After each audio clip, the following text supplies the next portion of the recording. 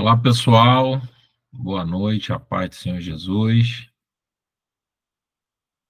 Estamos aqui iniciando mais uma aula abençoada. A gente, hoje a gente teve uma dificuldade, na verdade, para ter uma aula ao vivo, então a gente decidiu fazer essa aula gravada, tá? Essa gravação que você vai poder depois partilhar, ver, rever, para poder aprender um pouco mais daquilo que a gente tem estudado e que, sem dúvida alguma, tem sido uma bênção, né, para a gente, e vai continuar sendo, diante daquilo que Deus ele tem feito, realizado sobre a nossa vida e também sobre o nosso coração. Bem, deixa eu só voltar aqui um pouquinho, que eu acho que até saiu aqui, né? Voltou. Vamos orar então, para a gente poder iniciar nosso estudo hoje, agradecendo a Deus pela sua vida, você que está participando, né, ao vivo aqui nesse momento.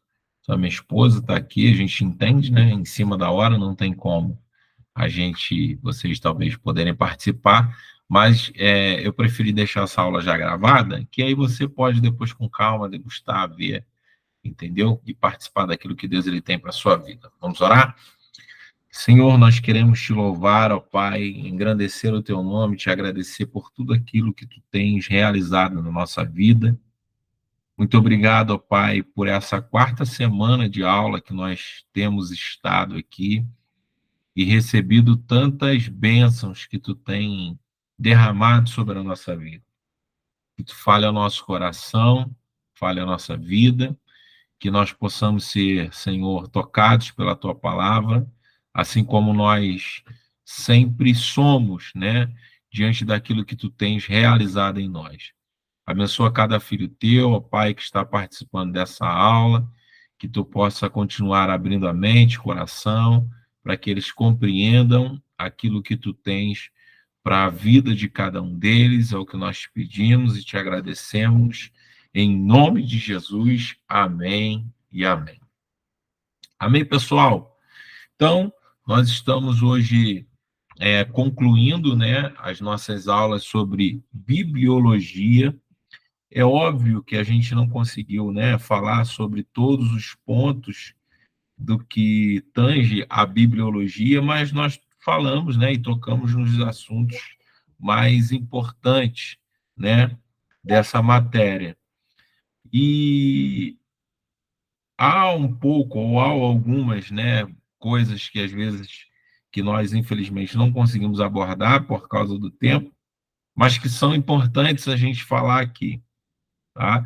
E se você quiser anotar e depois você pesquisar na sua casa, que são coisas pontuais, né? Como, por exemplo, a tradução da Bíblia, como ela foi feita, versões orientais, versões ocidentais, como aconteceram, a nossa versão, versão em português, né? Isso depois, se vocês quiserem, a gente pode organizar, eu mando para vocês, vocês estudam em casa, com calma, tá bom?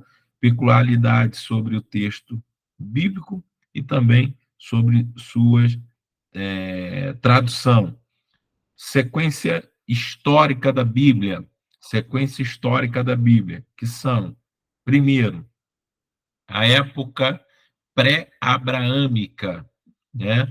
Que é o período antes de Abraão, e a gente chama de período pré-abraâmico. Outro período, a época de Israel, é onde a gente, que quando estuda a história de Israel, a gente vai ver a formação, que tem o antes de Abraão e o depois de Abraão, porque Abraão é quem recebe a promessa e através dele, através da sua família, né, é que vão se cumprindo os ciclos daquilo que Deus ele vai revelando e vai, né, cumprindo, ele vai cumprindo através das suas promessas a Abraão. Depois tem da conquista de Canaã a monarquia. Desde quando eles conquistam Canaã aí já é lá ali pertinho de Moisés e Josué, até o período de monarquia, passando por todos os juízes, né, que a gente conhece como o período dos juízes, até a monarquia, a Saul, que foi o primeiro rei. Depois disso, a gente vai ter o reino dividido. Depois do reino dividido, existem algumas profecias, né, acerca do reino dividido, o cativeiro de Judá, que é quando Judá cai, e depois quando Israel cai, quando o reino está dividido. Isso a gente vai ver um pouco mais à frente, na história de Israel. A gente vai estudar isso de uma forma muito peculiar. Aqui é só mesmo uma pincelada. Aí tem a restauração pós-cativeiro, né? Depois do cativeiro. Qual foi o período do cativeiro, pastor? É um período muito clássico do cativeiro, das histórias que a gente conhece. Por exemplo, a história de Daniel, né? Daniel, ele, parte de sua vida, viveu no cativeiro, mas em cativeiro, Deus o honrou de uma forma muito grandiosa, que Daniel chegou a ser um dos mais importantes em Babilônia, né? Quando ele se propõe no seu coração não se contaminar com a porção de manjar do rei, ele estava, na verdade, se colocando diante de Deus numa posição e na brecha, né, se é assim que a gente pode dizer, para que Deus pudesse o abençoar. E toda a história de Daniel você conhece, Daniel na cova dos leões, Daniel orando, Daniel buscando o Senhor, sendo perseguido, depois mais à frente, né? Enfim, tantas outras histórias que mais à frente também a gente vai poder abordar de uma forma direta. Existe ainda também um período que a gente não abordou, mas vale ressaltar aqui, que foi o período interbíblico. O que é isso, pastor? Período interbíblico. O período interbíblico é o período que data o fim do Antigo Testamento, das últimas histórias do Antigo Testamento, até o princípio do Novo Testamento. Esse que fica no meio, né, é o que a gente tem como período interbíblico da história da palavra do Senhor. Então, quando acaba lá no último livro do Antigo Testamento, Malaquias, deixa eu confirmar, é isso mesmo, que é o último livro do Antigo Testamento, que vai se iniciar o Novo Testamento com Mateus, entre um e o outro, existe Malaquias ou Zacarias, acho que eu errei. Malaquias, é isso mesmo. Malaquias. Então, quando vai se iniciar lá um Novo Testamento, deixa eu ver se eu consigo mostrar a vocês aqui, ó. O último livro, acho que não vai aparecer muito bem, mas aqui não vai aparecer, não. Está embaçado. Mas só você ver na sua Bíblia aí, você vai ver que o último livro, Antigo Testamento, Malaquias. E aí, geralmente, tem uma folha em branco. Que para a frase compreensão é onde a gente diz que é o período interbíblico. Tá bom? Esse período aí foi de aproximadamente 400 anos. Foi o período em que Deus não falava nada, não tinha profeta, não tinha palavra profética, não tinha nada. Nesse período interbíblico é onde também surgem algumas coisas que a gente já falou e já citou aqui, algumas outras profecias que nós, como cristãos, não temos como inspirada por Deus. A gente falou isso lá nas primeiras aulas, né? Da inspiração da Bíblia. Por quê? Porque foi exatamente nesse período interbíblico onde a gente crê que Deus estava em silêncio. Deus ele não falava nada, tá bom? E aonde teve o livro dos Macabeus, Judite, enfim, dentre alguns outros livros que a gente tem como apócrifos, tá bom? Os livros que estão, por exemplo, na Bíblia católica e por nós, cristãos evangélicos, protestantes, nós temos como livros apócrifos, porque a gente entende não ter sido uma inspiração divina, talvez uma inspiração humana, porque tem belas histórias, talvez uma inspiração, né, que a pessoa tenha tido para escrever e até contar uma bela história, mas não que necessariamente ela tivesse uma inspiração divina. Aí a gente fala, né, sobre esse período da Palestina, a história dos Macabeus, que se dá ali na Palestina, depois sobre o domínio romano e até os nossos dias. Beleza, pessoal? Então, para a gente continuar e encerrar o nosso ciclo de aulas hoje, né, sobre bibliologia, a gente vai abordar algumas coisas. Primeiro, a gente vai falar sobre a cronologia da Bíblia e a história contemporânea. A gente vai falar sobre a cronologia diversa e dos impérios mundiais, né, que acompanharam a cronologia também da palavra, né, como a gente vai lendo as histórias, quem era o rei naquela época. Então, a gente vai dar uma pincelada hoje também na nossa aula de hoje, beleza? A gente precisa fazer algumas considerações acerca de cronologia. Cronologia é tempo, né, pessoal? Cronologia é tempo. Então, a gente precisa fazer algumas observações com relação a isso. Há muita gente que se embaralha, eu acho que a gente pode usar esse termo, quando se fala de século, né? Por exemplo, hoje, qual é o século que nós estamos vivendo? Será que você sabe responder? Qual é o século que a gente está vivendo agora? Pois é. O século que nós vivemos hoje é o século XXI, que vai de 2001 até 2100. É o século XXI. Só que há um embaralho, porque, por exemplo, vamos tentar simplificar isso aqui. Quando a gente fala do ano de 1901 a 2000, tem gente que acha que esse é o século XIX, mas não é. Por quê? Porque o século ele começa no número 1. Então, o primeiro século é qual? Do 1 ao 100. Século 2, do 101 ao 200. Século 3, do 201 ao 300. Século 19. Qual é o século 19? Século 19 é o anterior, é o de 1801 até 1900. Né? Eu até quase me embaralhando aqui. Século 20, 1901 a 2000. Século 21, que é o século que a gente está vivendo hoje, atualmente, que foi dos anos 2001 até 2100. Então, isso é importante a gente ter em mente, porque a gente vai falar de tempo, né? Um pouco, bastante sobre isso. Então, a gente precisa estar orientado nisso aí. Outra coisa que a gente precisa se localizar, a era antes de Cristo.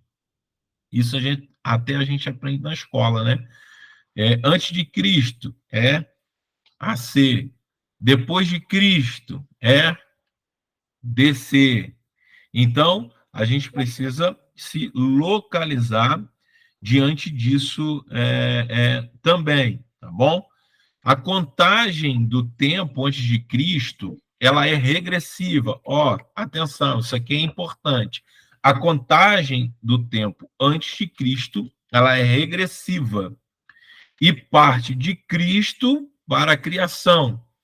De Cristo até a criação, aonde, né, e criou Deus os céus e a terra, é um tempo estimado em torno de 4.004 anos, do nascimento de Jesus até a criação.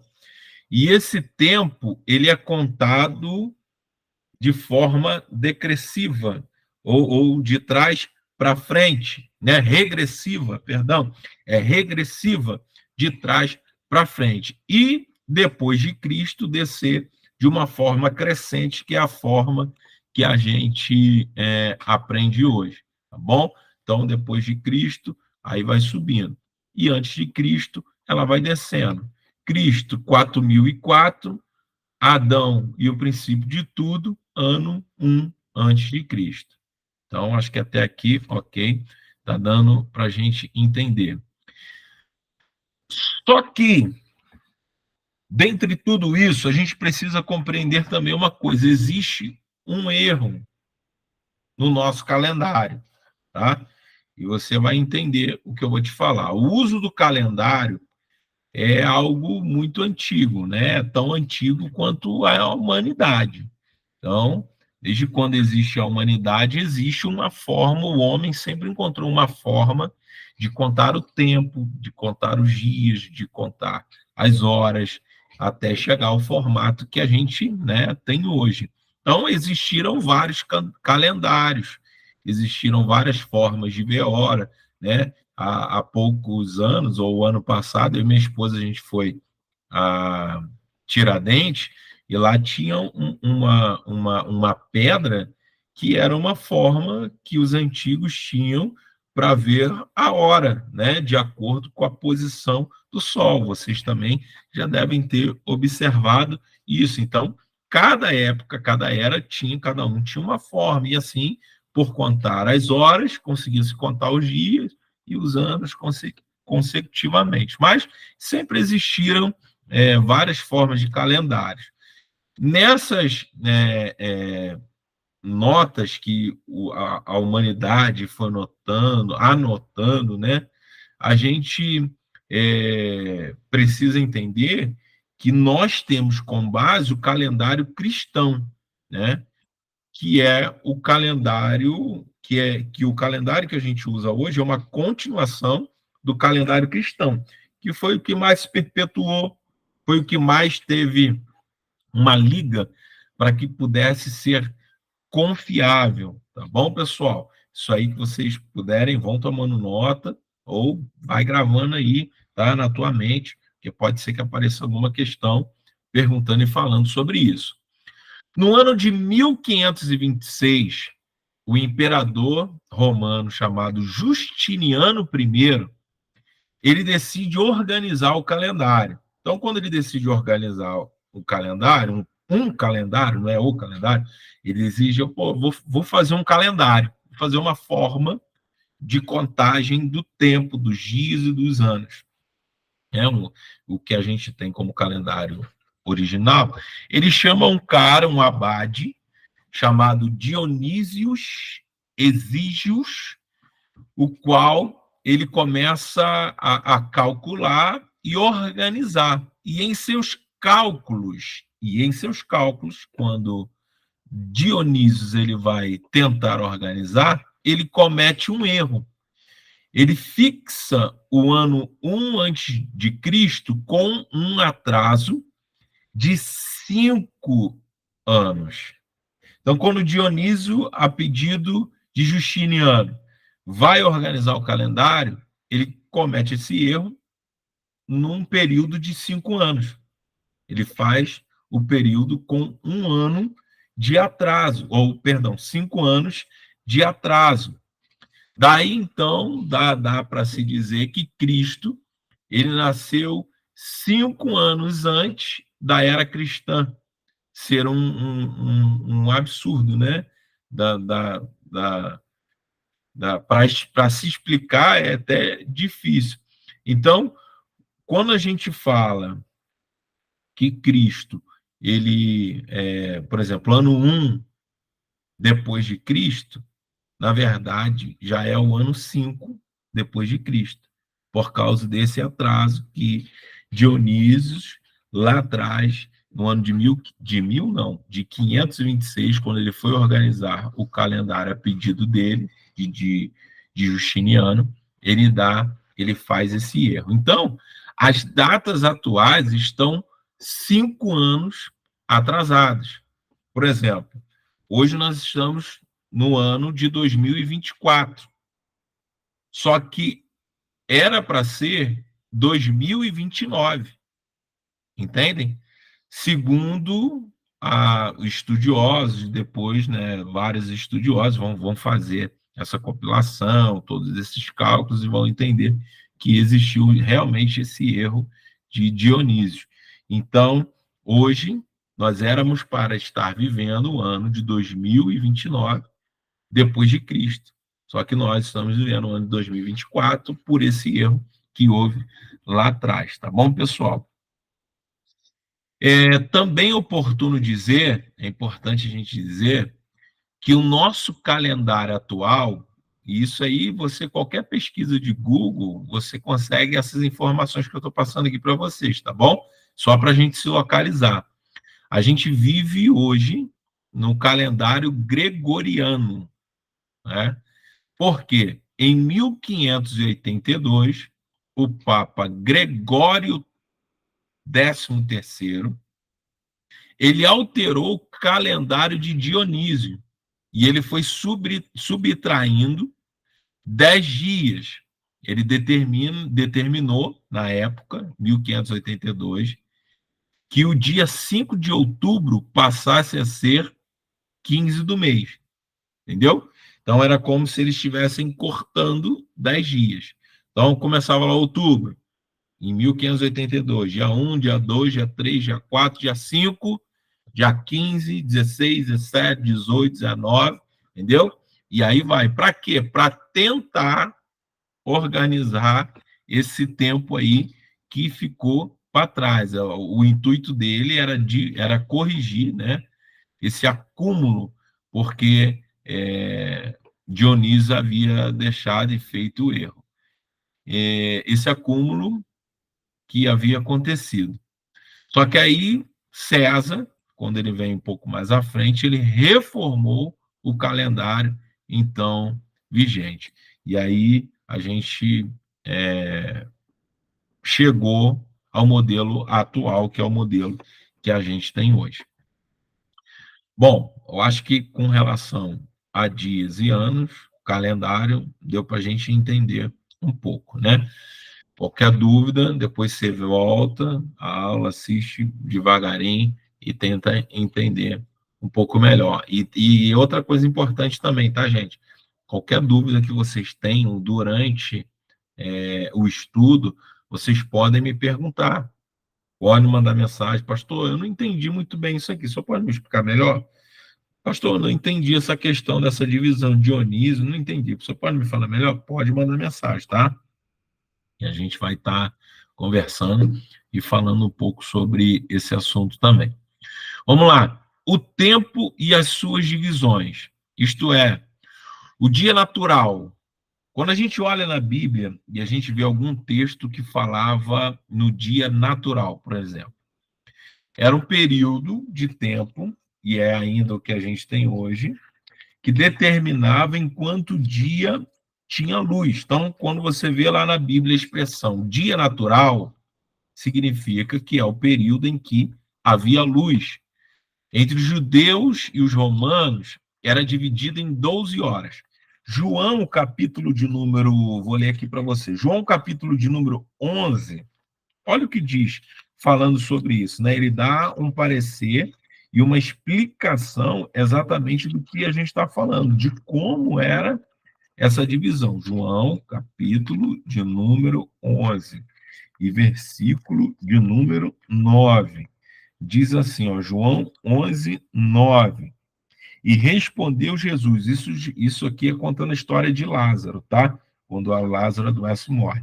Aí no versículo 11, Jesus diz assim, a Bíblia diz assim, e disse, versículo 9, perdão, e respondeu Jesus, não há 12 horas no dia? Ou seja, Jesus ele estava fazendo uma pergunta, mas com uma autoafirmação. Tipo assim, pessoal, não tem 12, o dia não tem 12 horas? Era isso que Jesus estava querendo dizer. Ele estava reafirmando ou afirmando isso, que o dia natural, com luz, ele tinha 12 horas. Aí vem a divisão das horas. Pessoal, preste atenção para vocês não perderem o raciocínio. Dia natural é enquanto há dia, enquanto há luz, quando tem sol, né? Quando está claro, que a gente consegue enxergar. Aí a divisão do dia natural, ela tem algumas subdivisões. Quais são? A gente vai ver isso na Bíblia algumas vezes, tá, gente? Qual era, por exemplo, a primeira hora, ou a hora primeira? A hora primeira era o período de 6 da manhã. Anote isso aí. A hora primeira era às 6 horas da manhã. Então, hoje a gente fala 6 horas da manhã, mas lá no tempo de Jesus, eles falavam hora primeira. Quando você lê no texto, algum texto da Bíblia Sagrada, alguma parte que fala sobre hora primeira, você já sabe que é 6 horas da manhã. Segundo, anote isso aí também, hora terceira. Pastor, que horas era a hora terceira? A hora terceira correspondia às 9 horas da manhã. Então, hora primeira era às 6 da manhã, hora terceira era às 9 horas da manhã. Beleza? Hora sexta ou sexta hora era ao meio-dia. E aí tem alguns exemplos que a gente poderia citar. Por exemplo, a gente já está aqui em João, vou ler para você aqui, ó. João, capítulo de número 4. João, capítulo de número 4, versículo de número 6. Diz assim a palavra, ó. 4, 6. E estava ali a fonte de Jacó, e Jesus, cansado da viagem, assentou-se junto à fonte, e era quase a hora sexta. Algumas outras versões vão dizer exatamente a hora que era, meio-dia, mas existem versões que dizem hora sexta, que era meio-dia, um sol forte, escaldante do Oriente Médio, que a gente sabe, né, que é um sol muito forte, era um horário que ninguém queria ir para buscar água. Ninguém queria ir para o poço, porque o sol estava tão quente, o sol estava tão forte, que as pessoas não queriam ir, né? Não queriam ir nessa hora. E foi nessa hora que a mulher samaritana teve um encontro com Jesus. Então, hora sexta. Beleza? Recapitulando, hora primeira, 6 da manhã. Terceira hora, hora terceira, 9 da manhã. Hora sexta, ou sexta hora, ao meio-dia. E a nona hora? A nona hora a gente vai ver quando Jesus ele morre na cruz do Calvário. A Bíblia vai dizer que era hora nona. Hora nona, sabe que horas é? Eram às 15 horas, né? Corresponde hoje, né? Às nossas, no nosso relógio, às 15 horas. Então, quando o texto e a Bíblia vai dizer que na hora nona Jesus expirou, às 3 da tarde Jesus morreu lá no Calvário. Beleza? Então, todas essas horas, elas têm na Bíblia tempos e momentos específicos de acontecimento. Então, como eu disse a vocês, a gente vai ler algum texto, alguma passagem que vai falar sobre a hora primeira, a gente vai ver algum texto, alguma passagem que vai falar sobre a hora terceira, a gente vai ver um texto, alguma passagem, como a gente leu aqui, João, sobre a hora sexta, sobre a hora nona, que foi a hora que Jesus morreu na cruz do Calvário, que expirou, né? E seu espírito foi ao céu. Então, a gente entende, isso é importante vocês anotarem, por isso que eu pedi para vocês anotarem, porque vocês entendem. Quando o pregador, alguém, ou você mesmo lendo a Bíblia, vê lá alguém falando sobre a hora sexta, a hora nona, você não vai ficar perdido, porque às vezes o cara não fala, ou porque às vezes você está lendo ali, você não tem entendimento. Então, a partir de agora, você já vai saber. Lê um texto, hora sexta, já sei, era meio-dia. Hora nona, já sei, eram 3 da tarde, né? Traduzindo hoje e trazendo para os nossos horários. Então, é importante a gente falar também que a hora nona era a hora utilizada para adoração, tá? Onde judeus separavam um tempinho para poder orar, sempre, tá bom? Outra coisa, antes da hora terceira, e a hora terceira era que horas? 9 da manhã. Antes da hora terceira, geralmente, os judeus não comiam e nem bebiam, tá? Depois, se você quiser ler, Atos 2, 15. Vamos ler aqui. Vamos ver. Atos 2, 15. Vamos ver o que diz aqui. Atos 2, 15. Ó, e esses homens não estavam embriagados. Quando teve o episódio do Pentecoste, né? E as pessoas olhando, vendo Pedro, os apóstolos e todo mundo que estava ali, parecia que estavam embriagados. Aí o texto vai dizer da seguinte forma: e esses homens não estavam embriagados, como vós pensais, sendo ainda a hora terceira do dia, ou seja, não é nem 9 horas da manhã, esses caras já estão embriagados. Em outras palavras, era isso que algumas pessoas estavam querendo dizer. Só que eles tinham por hábito, os judeus tinham por hábito, não comer mesmo, tá bom? Não comer, não beber, enfim. Então, era impossível eles estarem embriagados a essa hora. Olha como é importante a gente saber essa questão de tempo, né? Então, eles não comiam e nem bebiam. Nos tempos do Antigo Testamento, o dia era simplesmente dividido em 3 períodos. Anota aí, era dividido simplesmente em 3 períodos, né? Que aí dentro de cada período tinha todos esses horários que eu falei com vocês. Mas eles eram a manhã, que era de 6 da manhã às 10, o calor do dia, que era de 10 da manhã às 2 da tarde, e o frescor do dia, de 14 horas às 18 horas. Então, a gente vai ler lá em Gênesis, por exemplo, quando Deus vinha sobre o jardim no frescor do dia. Queria dizer o quê?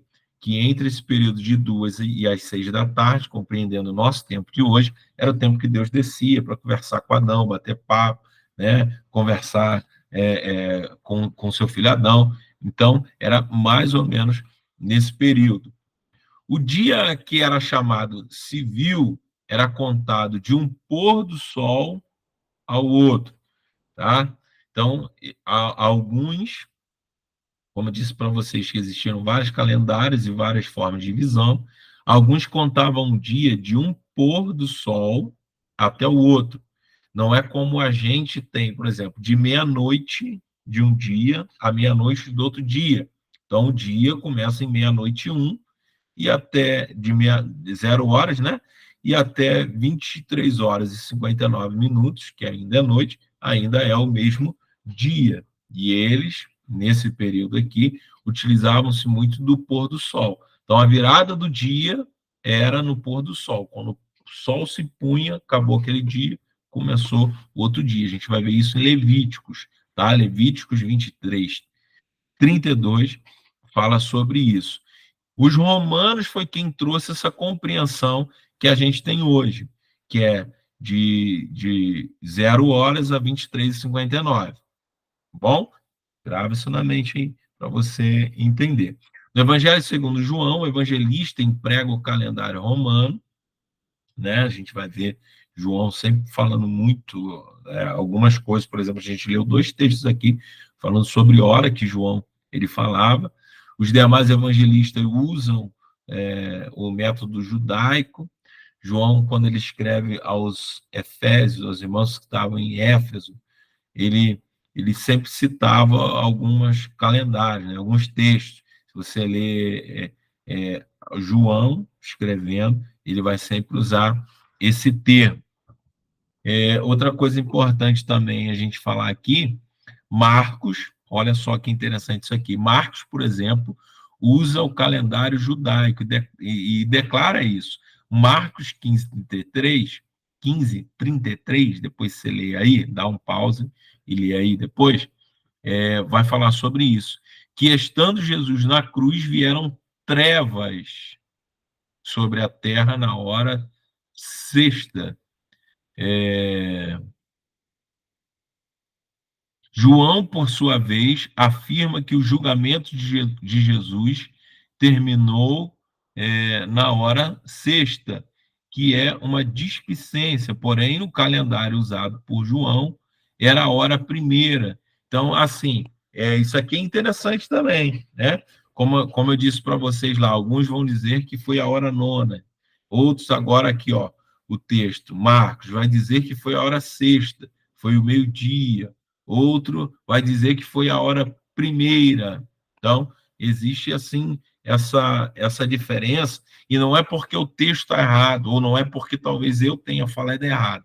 Por exemplo, a referência que eu usei foi uma, a referência que Marcos dá é uma, ou é judaica, outro dá da referência romana, entendeu? Por isso que cada um tem essa forma.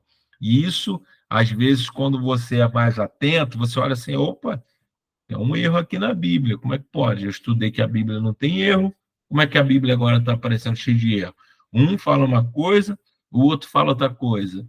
É exatamente por causa disso, porque um fala na perspectiva judaica, o outro fala na perspectiva romana, que são coisas distintas. Como eu disse para vocês, né?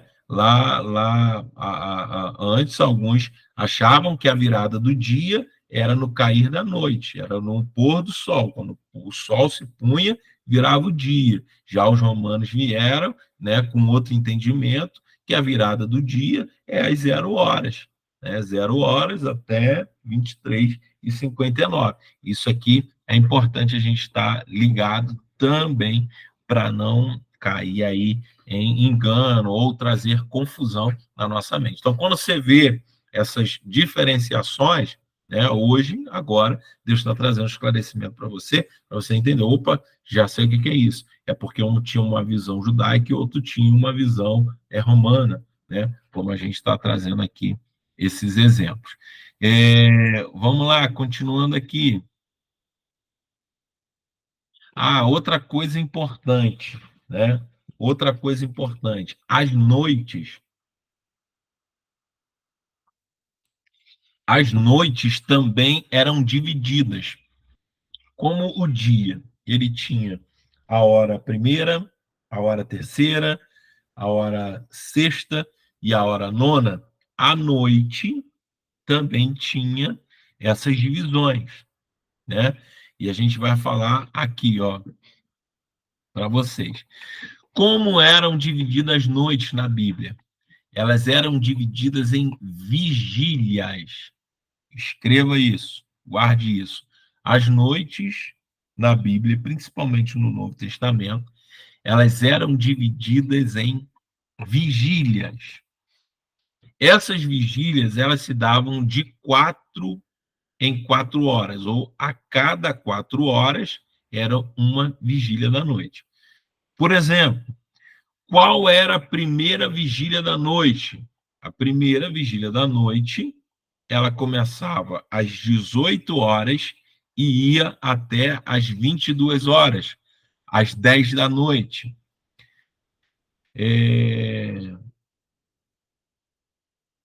A segunda vigília, ela ia, grave isso aí, guarda isso aí, de 21 ou de 22 às 2 da manhã. E a terceira, que ia das 2 às 6 da manhã. Tá bom? A gente vai ver alguns textos da palavra do Senhor que vão falar sobre isso, entendeu? Sobre essas 3 vigílias. E isso no Antigo Testamento, tá, pessoal?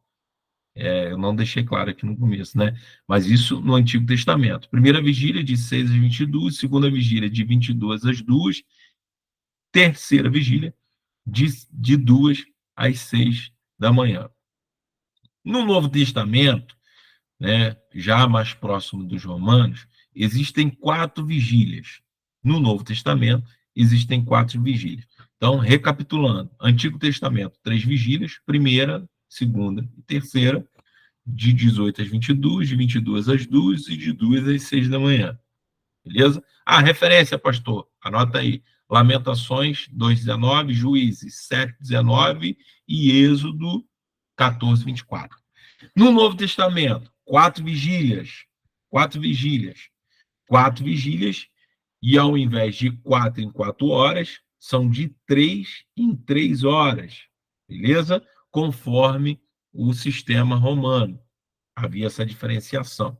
Então, qual era a primeira vigília? A primeira vigília era à tarde, que se estendia de 18 horas até as 21 horas.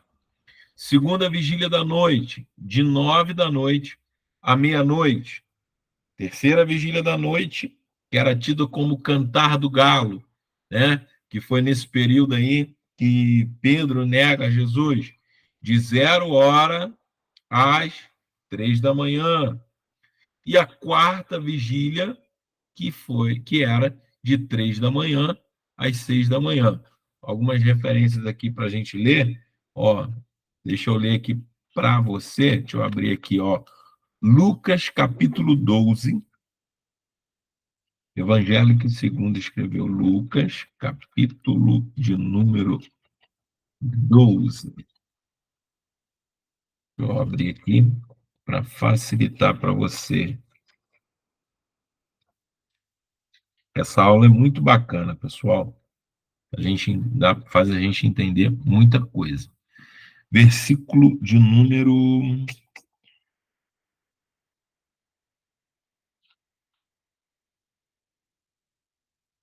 Ó, 38.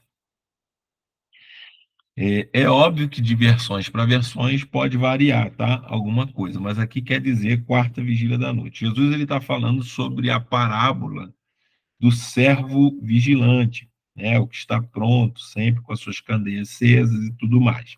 Aí no verso 38 ele diz assim: E se vier de noite, ou se vier na quarta vigília da noite, e os achar assim, bem-aventurado tais servos. Então, o que ele estava querendo dizer? Ó, se vier de noite ou se vier de madrugada e estiver preparado, esses servos, né, serão bem-aventurados. Esse é um ensinamento. Além de outros textos, como Marcos 6:48, Marcos 13:35, que vão falar também. Acho que Marcos é a parábola, é o texto que fala. Deixa eu abrir aqui Marcos também, aproveitar que a gente já está aqui pertinho, só para você fixar bem isso aí no teu coração e também na tua mente. Marcos 6:48. Uau, isso aqui é legal. Vou ler o texto todo para você. Ó, Marcos 6:48 é um texto muito conhecido. É quando Jesus anda sobre o mar, né? Você conhece essa história, tenho certeza. Aí o texto diz assim, ó: imediatamente Jesus obriga os seus discípulos a subir para o barco e passar adiante para o outro lado, a Betsaida, enquanto ele despedia a multidão. E tendo-os despedido, subiu ao monte para orar. Vindo à tarde, ou seja, 18 horas, entre 18 horas e 21 horas, vindo à tarde, o barco estava no meio do mar e ele sozinho em terra. Então, pensa comigo, vindo à tarde, era 6 da tarde, entre 6 e 9 da noite, Jesus já tinha mandado os caras e eles estavam no meio do mar, né? Já estavam lá no meio da água. E ele estava em terra. E vendo-os, ou seja, Jesus vendo que os caras estavam fadigados. Olha só quanto tempo isso durou, irmão. Jesus vendo que estavam fadigados de remar, verso 48, porque o vento lhes era contrário, por volta da quarta vigília da noite, olha só, Jesus viu eles, Jesus viu eles por volta de 6 e 9 da noite. Olha só que coisa forte. Jesus viu eles cansados, remando, fadigados. Meu Deus, estou cansado. Senhor, estamos lá remando. Só que quando foi a quarta vigília da noite, ou seja, entre 3 e 6, olha quanto tempo Jesus deixou os discípulos naquela situação. E às vezes parece que é assim até na nossa vida, né? Quando Jesus parece que abandona a gente. E a gente está lá no meio do mar, cansado de remar, de remar, de remar, e a gente não consegue, diz, Senhor, e agora? Mas fica tranquilo, irmão, que Jesus ele está vendo a tua causa, está vendo a tua situação, e tem milagre chegando aí. É só você confiar. Quando foi a quarta vigília da noite, Jesus, ele vem o quê? Andando sobre o mar. E aí você conhece a história de tudo que acontece, que Pedro quer ir lá, né? Eles se assustam, pensam que é um fantasma que estava ali, mas na verdade era Jesus que estava junto deles. Enfim, é uma história muito fantástica. Mas só para você ter entendimento. 9 da noite, vamos supor que fosse 9 da noite que Jesus estivesse vendo. Jesus só foi estar com eles 3 da manhã.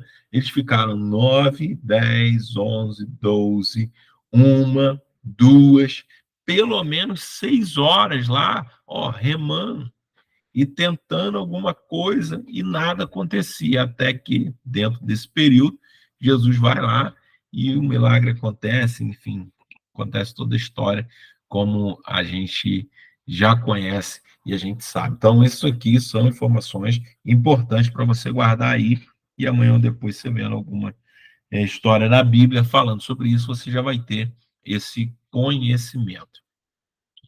Nosso sistema sexagenal, ou seja, de horas, ela é dividida em 60 minutos.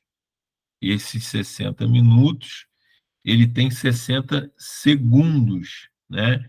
E isso, quem inventou, quem fez isso foram os sumérios.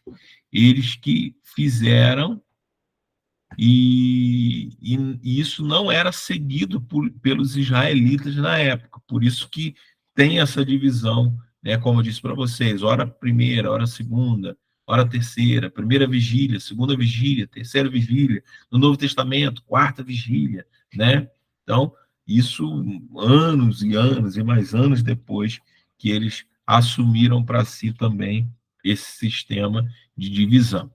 A semana em hebraico, o termo traduzido semana, significa simplesmente 7, sem indicar dias ou anos. Tá? Por isso que a gente tem hoje como semana 7 dias. Né? Tá vendo? Que interessante, né? A nossa palavra provém do latim septimana, que literalmente significa centenário, isto é, que provém ou que contém 7. Os dias da semana, entre os hebreus, não tinham nomes e sim números, exceto o sexto, que chamava-se Parasev. Meu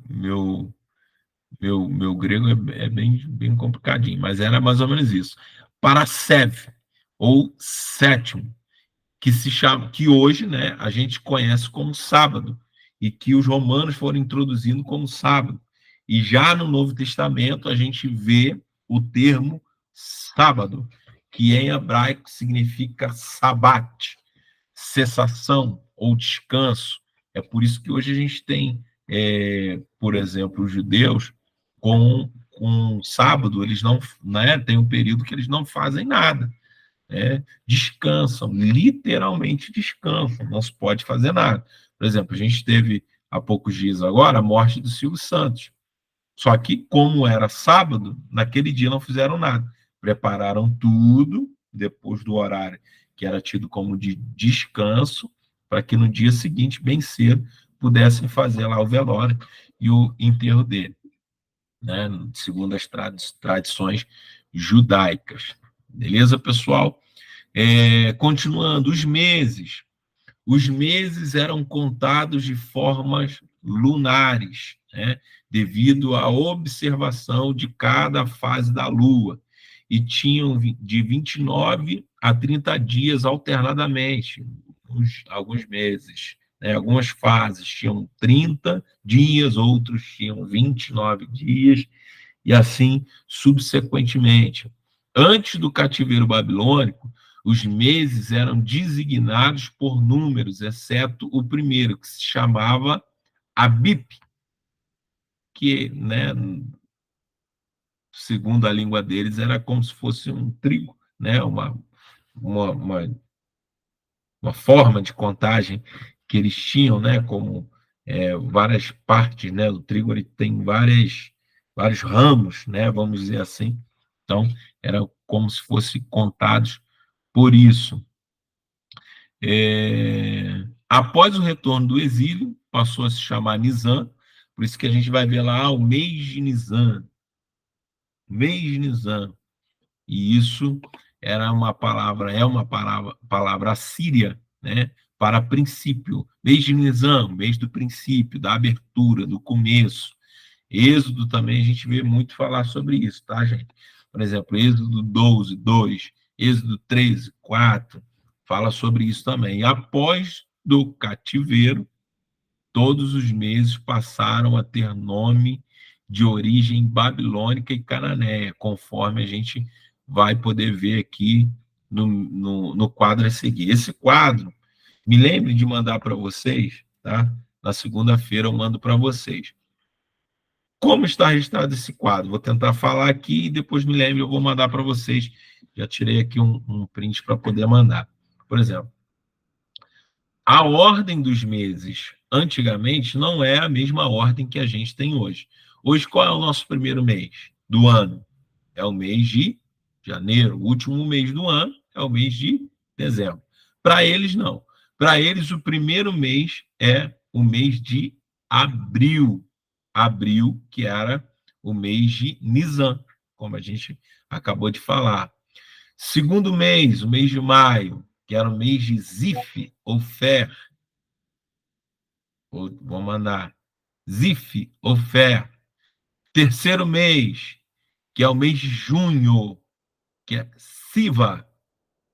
Quarto mês, julho, Tamus.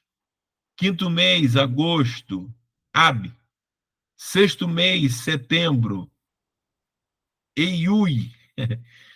Sétimo mês, outubro, Etaim ou Tirice.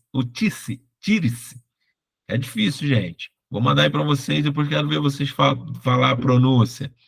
Oitavo mês, novembro, Bu ou Marxvan. Marxvan.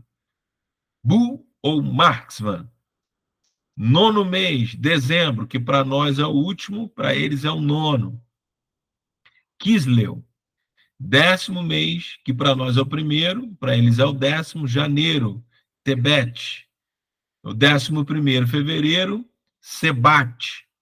12º, março, Adar. Então, quando você vê lá na Bíblia, no mês de Adar, é equivalente ao mês de março, que para nós é o terceiro mês, para eles é o último mês do ano, tá bom?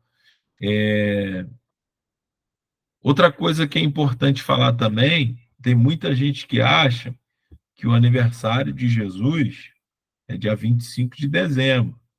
E não é, tá, pessoal? Isso aí também é coisa aí dos nossos amigos aí romanos que mudaram muita coisa, tá bom? Então, não é. O que aproximadamente as pessoas têm como o mês de aniversário de Jesus é abril, bom? Que para eles é o primeiro mês, que é o mês de Nisan, ou a Bibi, que é o primeiro mês, beleza? Vamos continuar aqui. Sendo o ano lunar, retrocedia em dias, causando um desencontro nas estações agrícolas, né? Determinadas pelo ciclo solar, para harmonizar isto, a cada 3 anos intercalava-se um mês adicional, chamado Ver-Adar, isto é, o segundo Adar, como se tivesse 2 meses de Adar, como se tivesse 2 meses de março, a cada 3 anos, por causa do ciclo da Lua. Por isso que hoje a gente tem meses, por exemplo, que tem 31. Para eles eram, no máximo, ou 29 ou no máximo 30. Para a gente tem meses que tem 31 e fevereiro tem menos, não é verdade? E isso, a forma que naquele tempo eles tinham para equilibrar não é o que a gente tem hoje. A gente tem 31. O que eles faziam?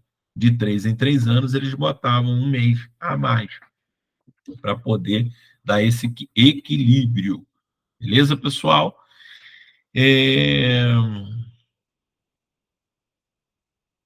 Às vezes ficando com 13 meses, né? Como a gente falou aqui.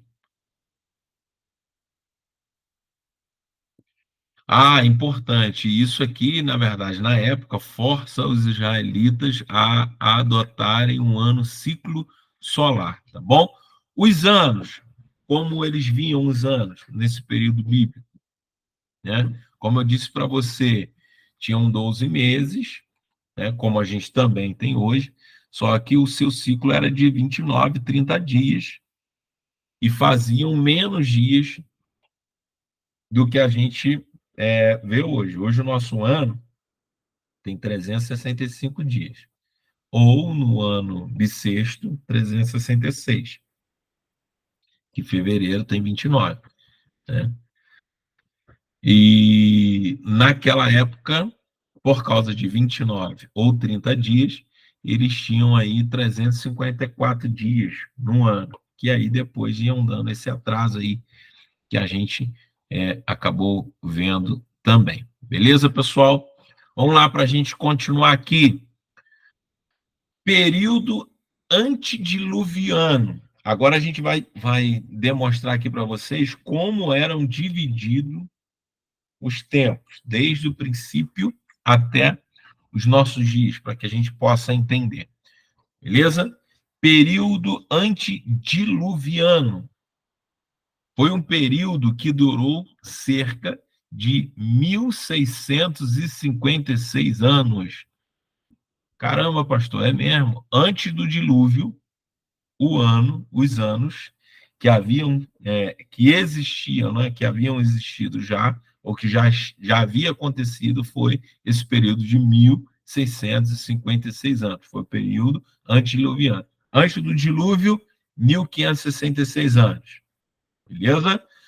Como a gente compreendeu pouco atrás, antes de Cristo, o calendário era decrescente. Então, ele começava no ano 1, ao invés de ser ano 1, era um ano 4004, e depois vai caindo até chegar a Cristo. Quando chega em Cristo, ele zera e começa de novo, mesmo com atraso lá que Justiniano havia pedido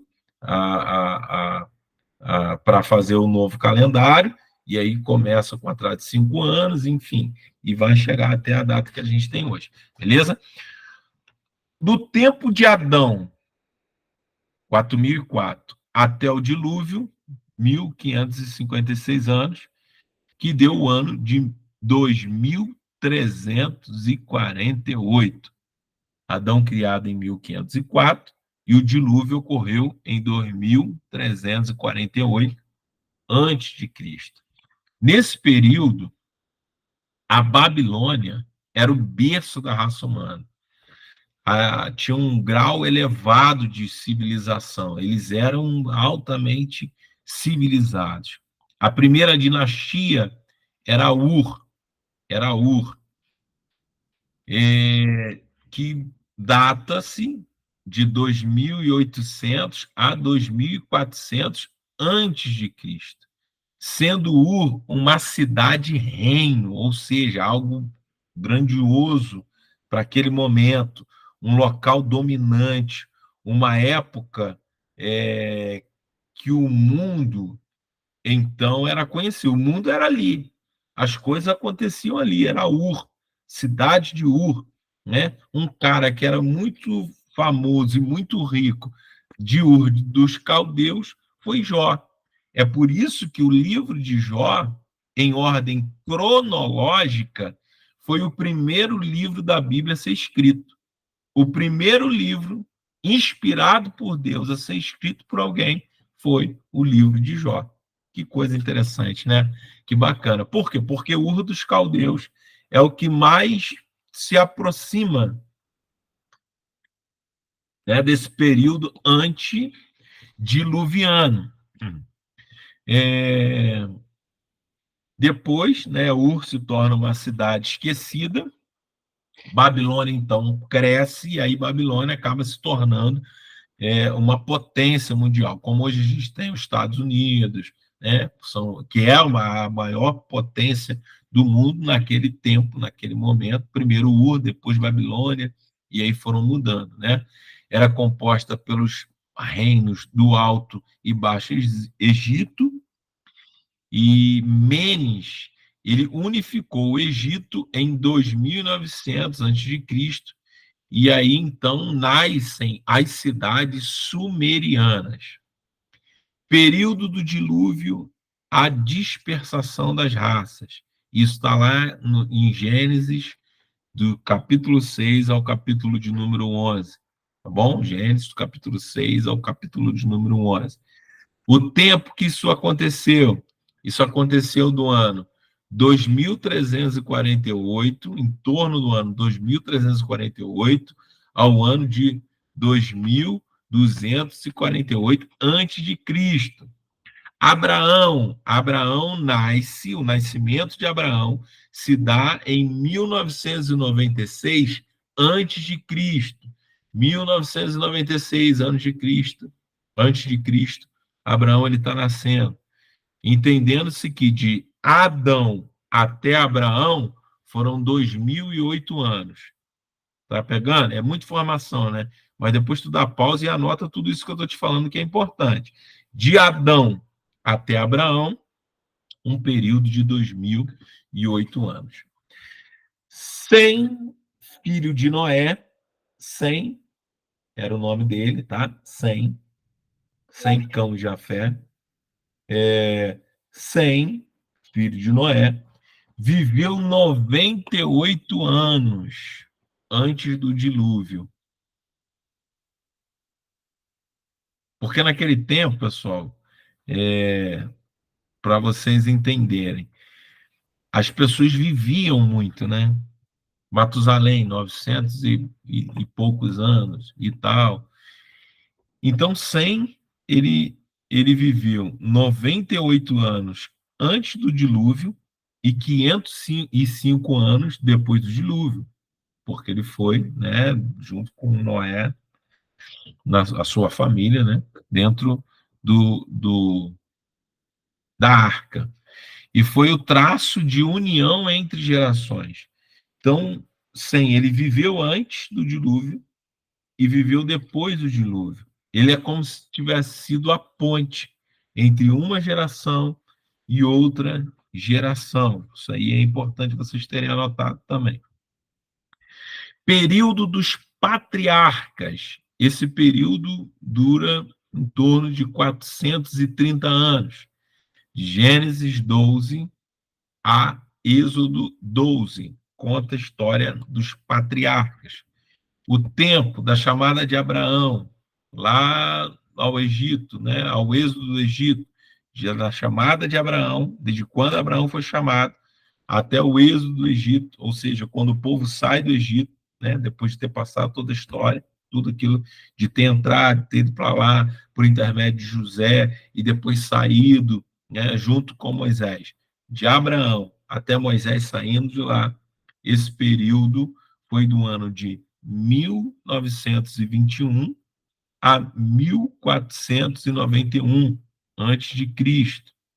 1921, a chamada de Abraão. O dilúvio, do dilúvio, a chamada de Abraão, 427 anos, de 2048 a 1921. Pastor, não estou entendendo nada. Vai dando pause, né, que você vai entender o que eu estou falando aqui para você. Aí fala sobre Jó, as provações de Jó. Que ano em torno que foi isso, pastor? Isso foi em torno de 1845 antes de Cristo. José, quando José nasce? Em torno de 1800 antes de Cristo. A migração de Jacó e sua família para o Egito, 1706 antes de Cristo. Nascimento de Moisés, 1571 antes de Cristo. Você vê que está vendo que as datas estão caindo? Ela está vindo em ordem decrescente. Permanência de Israel no Egito, cerca de 400 anos. Período de escravidão no Egito, cerca de 100 anos. Egito, primeiro império mundial de forma pitoresca e grandiosa, né, como a gente conhece até hoje. Muitas coisas que o Egito conseguiu fazer em fortalecimento, né, e ser, de fato, o primeiro império mundial. O Império do Egito durou do ano de 1600 a 1200, mais ou menos, né? Mais ou menos essa quantidade de anos. O êxodo dos israelitas, 1491. Então, quando eles saem lá de dentro do Egito, o Egito era a potência, né? Era o número um do mundo. Período da jornada no deserto e a conquista de Canaã, 46 anos. Desde a saída até a entrada em Canaã, saída do Egito e entrada na Terra Prometida, 46 anos. De Êxodo 13 a Josué 24, 46 anos. Esse tempo do Êxodo, a conquista foi de em torno de 1491 a 1445 a.C. A peregrinação no deserto, 40 anos. De Números 10, em Números 10, a gente tem referência disso, né? 10, 11 e Deuteronômio 2, 14. Passagem pelo Jordão foi em torno de 1451. Conquista da Terra Prometida durou 6 anos. A conquista do povo durou 6 anos. Josué, né, vai lutar, guerrear, até entrar 6 anos de batalha, de luta, de 1451 a 1445. Aí depois vem o apogeu do Império Hitita, que foi em 1400, né, quando eles começam a se levantar também como uma potência. E aí é onde existe a projeção e a colonização da Ásia. A Ásia Menor, e os gregos vão se expandindo para aquela região. Período da teocracia. Pastor, o que é teocracia? Teocracia é o governo de Deus, é o período que Deus ele governava. Como assim, pastor? Não entendi. Era o período que Israel não tinha reis, mas Israel tinha profetas, que eram sacerdotes, que eram, né, um linguajar de hoje, que eram pastores e eram juízes. Era como se fosse pastores e prefeitos, pastores e vereadores, um exemplo, né? Eram pessoas que cuidavam também do meio social do povo, beleza? Deu para compreender? Período da teocracia, período que tinham juízes e aqueles que cuidavam do meio social do povo. Por exemplo, um, um juiz muito famoso foi Gideão, foi outro, Sansão, outro famosíssimo, conhecidíssimo de todos nós, Samuel. Samuel era o cara que dava a diretriz social, de organização do povo e dava a diretriz também espiritual. Falava com Deus, trazia palavras de Deus ao povo. Então, esse período aí, que foi de Juízes 1 a Samuel, 1 Samuel capítulo 10, beleza? Época dos juízes se compreendeu entre 1445 a 1100. O ministério de Samuel foi de 1100 a 1053, cerca de 43 anos. O Egito era o centro cultural geral, era muito influente, a cultura do Egito era muito influente sobre ele. E aí vem uma projeção da Grécia, né? A destruição de Troia, por exemplo, que a gente ouve falar até hoje, tem filmes famosíssimos, como, por exemplo, Cavalo de Troia, né? Enfim, isso se deu, de fato, em 1184 antes de Cristo. Era nesse período aqui, ó, que isso tudo estava acontecendo. Os navegadores, exploradores fenícios chegam a Gibraltar em 1100. As navegações estavam começando na sua fluidez. 1100. Isso tudo antes de Cristo, tá, pessoal? Eu estou falando para você.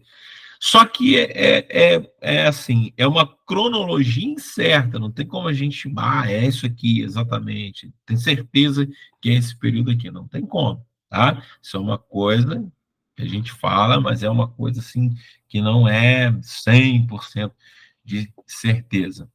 Esse foi o período da teocracia. Esse período durou 345 anos, tá bom? Samuel, Juízes, Egito com centro cultural, a Grécia se projetando, começando, né, a crescer, a situação que eu falei de vocês de Troia, os navegadores chegando a Gibraltar, né, tudo isso 345 anos.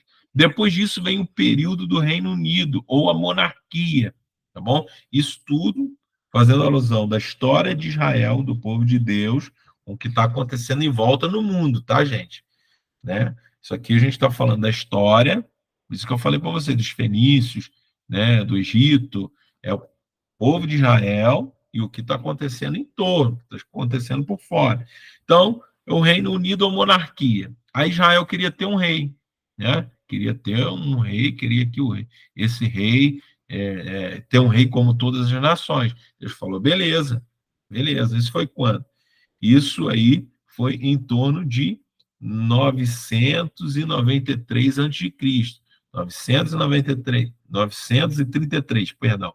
933 anos antes de Cristo, povo, nós queremos um rei. Deus, beleza, não é o que eu quero para vocês. Eu quero ser o rei de vocês. Mas se vocês querem um rei, vamos lá. Saul, 933 antes de Cristo, né? De 1053 a 933, que aí depois vem Salomão, vem Davi, aí vem vindo essa galera aí, tá bom? Esse período durou 120 anos, pessoal.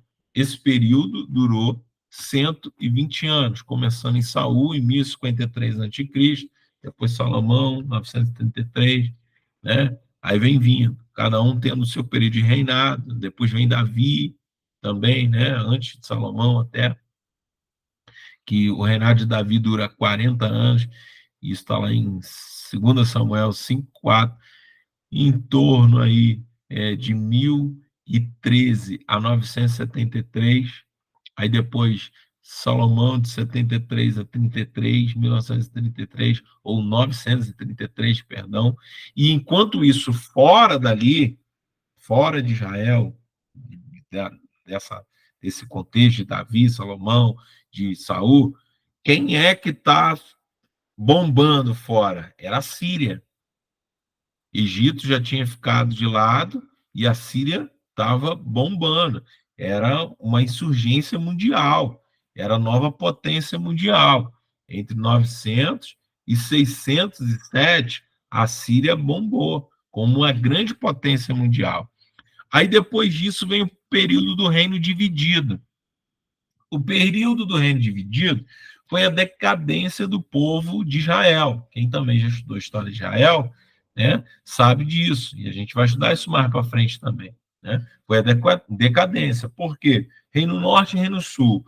Né? O Reino Sul tinha uma promessa. Reino Sul, Jerusalém como capital, Judá como capital Jerusalém. Reino Norte era um reino que tinha Israel com a capital Samaria. Mas a promessa que estava de Deus, né, tanto para o Messias, estava em Judá. Portanto, que a gente vê até o termo hoje, né? A raiz da tribo de Judá, o leão da tribo de Judá, a raiz de Davi. Então, Davi, que era também do Reino Sul, que pertencia a Judá, Jerusalém ficava em Judá, né? E Jerusalém foi fundada por Davi. Então, todos esses termos é que vêm de Judá, do Reino Sul, com a capital Jerusalém. Mas o Reino Norte também tinha uma promessa, né? Era um povo só, era um povo que estava ali. Só que nesse tempo dividido. Essa divisão a gente encontra desde 1 Reis, capítulo de número 12, até 2 Crônicas, capítulo 36. A gente vai ver essa divisão, né? Então tinha lá o tempo de Robão, que foi o primeiro no reino dividido, né? E através dele vem isso. De Robão até Zedequias, que foi o último rei nesse reino, nessa parte do reino, é de 1900, ou perdão, vocês meio que 1900, né? Mas é 900. É 933 a.C. a 586 a.C. O Reino Norte, Israel, durou mais de 200 anos. de 933 a 721. O Reino Sul durou 100 anos a mais, que foi Judá, né? Como disse a você, durou mais de 300 anos, de 933 a 586. Para você ter noção, enquanto isso, falando de Bíblia, né, da história da Bíblia, da palavra de Deus. Enquanto isso, em 753, fora de Israel, fora de Judá, fora de Jerusalém, tinha uma nova potência sendo fundada. Que potência era essa, pastor? Roma.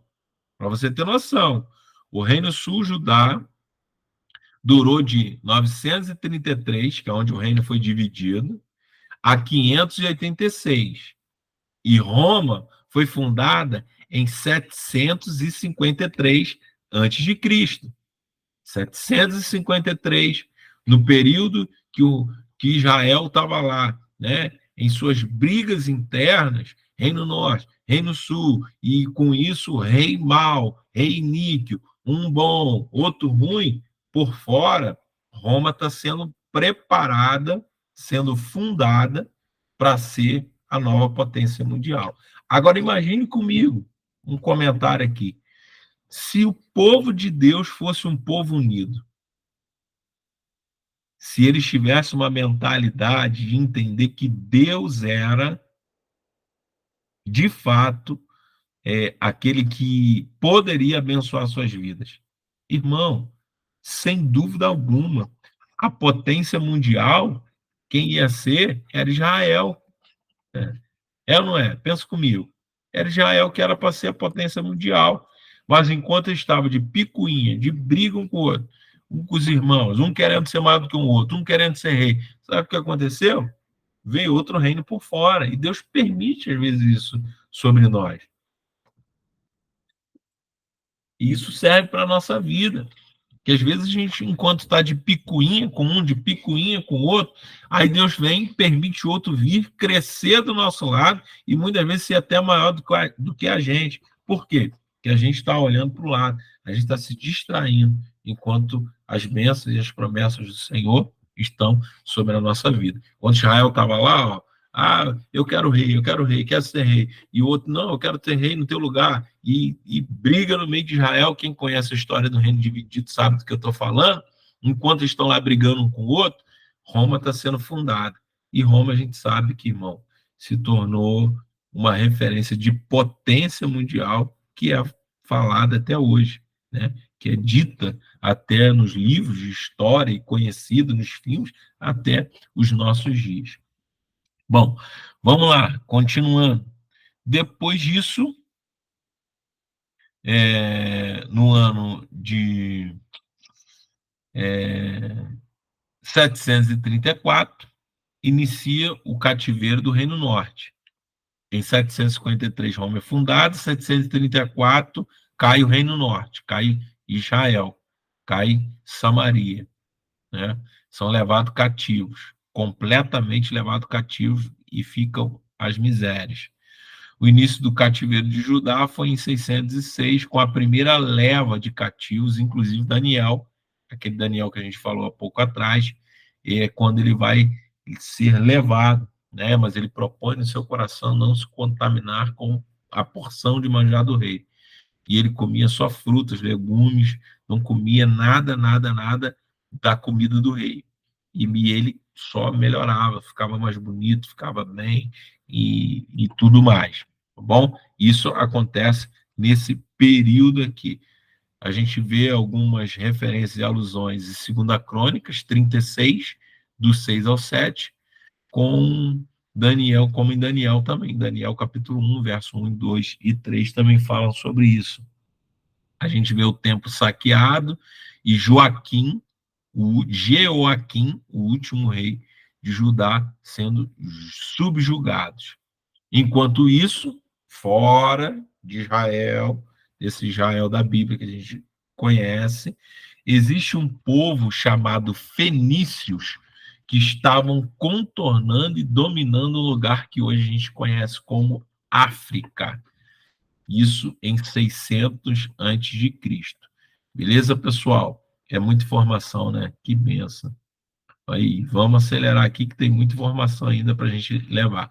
Falar. A segunda leva de cativos de Judá, 597 a.C., incluindo o profeta Ezequiel e o rei Jeoaquim, e 10.000 homens que haviam tirado de lá. Então, é como se fosse se alguém viesse ao Brasil, um exemplo, tá, pessoal? Pegasse hoje o nosso atual presidente Lula, pegasse ele, pegasse mais 10.000 homens e pegasse uma referência religiosa. Um exemplo, é só um exemplo, tá, gente? Um exemplo hoje, uma das referências que a gente tem religiosa é, por exemplo, Silas Malafaia, como se pegasse esse cara, Silas Malafaia, presidente Lula, 10.000 homens em boas condições físicas e são levados cativos para outros países, sendo subjugados. Então, é como se estivesse tirando a referência e a força. Quando tira a referência e a força, o que fica é um país fraco, pessoas frágeis, pessoas fragilizadas. E o que eles queriam era isso. Eles levam, então, os tesouros do templo, levam tudo que Israel tinha de bom, tá? E isso na segunda vez que eles vêm para invadir. A primeira, eles levam alguns, Daniel foi na primeira leva, na segunda leva, levam o rei e levam os profetas, o profeta Ezequiel, vai na segunda leva, e mais 10.000 homens, e na terceira vez, e ainda leva os tesouros, aí na terceira vez eles voltam e levam outra vez mais pessoas cativas, além de incendiar o templo, quebrar o templo, né? Enfim, deixou Israel às mínguas, né? Igual dizem por aí. Enquanto isso, o Egito não tinha parado de existir, né? Não tinha. O Egito não tinha sucumbido, tinha diminuído sua potência, mas ainda estava lá, né? E quem era o faraó naquela época? O faraó Neco II. Ele tenta construir um canal que ligava o Mar Vermelho ao Mar Mediterrâneo, com mais de 120.000 homens. Era uma obra que a gente conhece o termo faraônico, né? Algo de dimensão gigantesca. Hoje a gente junta 100, 200, 300 pessoas, a gente acha muita gente. Imagina 120.000 pessoas, homens de fato, trabalhando para que esse canal ele pudesse ser feito. Ele, Neco II, não conseguiu fazer esse canal, mas esse canal ele foi concluído no século XX, ó, no século passado, que é o que hoje a gente conhece como Canal de Suez. Depois tu pesquisa aí na internet, dá um Google e pesquisa lá, Canal de Suez. Você vai ver, era o canal que Neco II, lá atrás, na época do, né, de Jeoaquim, de Ezequias, ele queria fazer, Nabucodonosor, inclusive, também, né? Que ele leva a segunda leva, ele pega a segunda leva, né, a terceira leva, perdão, queima o templo, incendeia, e leva uma opção de gente cativos, Edequias e tudo mais. Ele tentou construir, né, Neco tentou construir, mas não conseguiu. Aí, no ano de 525 antes de Cristo, a Pérsia, surge aí uma outra grande potência, chamada Pérsia, que vem e aniquila o Egito, mas joga o Egito às mínguas, a quase zero, né? Que aí a gente vai ter também textos bíblicos que falam sobre a Pérsia, né? O rei da Pérsia, por exemplo. A gente vai ver Daniel falando sobre isso. E eles são os que jogam o Egito a zero, praticamente. A projeção dos estados gregos, e aí começa a insurgência, começa a aparecer e a crescer o que nós conhecemos hoje como Atenas, na Grécia, e Esparta, cidades que começam a fazer seus nomes. Beleza, pessoal? Vamos lá, continuando aqui, a gente já está daqui a pouquinho, às 20, 30 minutos, a gente consegue concluir aqui. Vamos lá. Aí vem o período do cativeiro, isso tudo conciliando com a história de Israel, tá, gente? O que eu estou contando para vocês, a gente está tentando conciliar a história de Israel, história bíblica, com o que está acontecendo fora, no mundo. A gente conciliar a história. E às vezes a gente estuda a história da Bíblia e acha que a Bíblia aconteceu só da Bíblia, mas enquanto a Bíblia, a história da Bíblia está acontecendo, tem outras histórias em torno que estão acontecendo, que não estão na Bíblia, mas estão acontecendo. Não estão assim de forma direta, né? Não estão assim de forma introduzidas diretamente, mas que fazem alusão, por exemplo, como eu disse a vocês, né? O texto de Daniel que fala sobre o rei da Pérsia, né? E a Pérsia que foi quem destronou, aniquilou praticamente 525 o Egito. Então, quando está acontecendo a história da Bíblia, está acontecendo muita coisa em volta, em torno também. Então, vamos lá, continuando. Período do cativeiro e a restauração. Esse período durou 174 anos. Esse período na Bíblia está lá em 2 Crônicas 36, de 36 até Neemias, capítulo de número 13. Lembra a história de Neemias, que voltou lá para tentar reconstruir? Então, a cidade tinha sido devastada, estava lançada às mínguas, né? Precisava ser restaurada. E é esse período aqui que conta um pouco da história de Neemias também, né? O tempo da primeira leva de cativos de Judá por Babilônia, 606 a.C., ao final de registro da história bíblica, que é cerca de 430 anos antes de Cristo. O cativeiro ele dura 70 anos, a restauração dura 104 anos, e o decreto de Ciro para a volta dos judeus do cativeiro da Babilônia para Jerusalém, isso acontece em torno de 536 a.C., que aí Deus começa a usar, por exemplo, como eu disse a você, Neemias, né, para a reconstrução dos muros e tudo mais, Esdras, a gente vai ver lá, né, o texto da palavra de Deus que é muito conhecido, gente, que diz, e a glória da segunda casa será maior do que a da primeira, é exatamente isso, é sobre isso. Por quê? Porque a glória da primeira casa, qual era a primeira casa? A primeira casa foi a que Salomão construiu. O templo que Salomão construiu, suntuoso, muito ouro, muita madeira do Líbano, de longe, e dos melhores artesãos, que aí destruiu tudo. Destruíram tudo. Quando o povo é levado cativo, como eu disse a você, que vieram, pegaram o rei, pegaram 10 mil homens, foram só saqueando, tiraram o ouro, tiraram tudo que Israel tinha de bom, e aí nessa restauração, que é nessa leva, desse tempo que eu estou falando para você, que Deus vai dizer, a glória da segunda casa vai ser maior do que da primeira. E aí muita gente achava que o templo ia ser mais bonito, ia ser melhor, só que a glória que Deus está falando é a glória da sua presença, da sua unção, da sua graça ali sobre eles, né? Sobre o povo, e era isso que Deus estava dizendo. E aí vem a reconstrução do templo, que vai de 536 a 516, durou 20 anos a reconstrução do templo.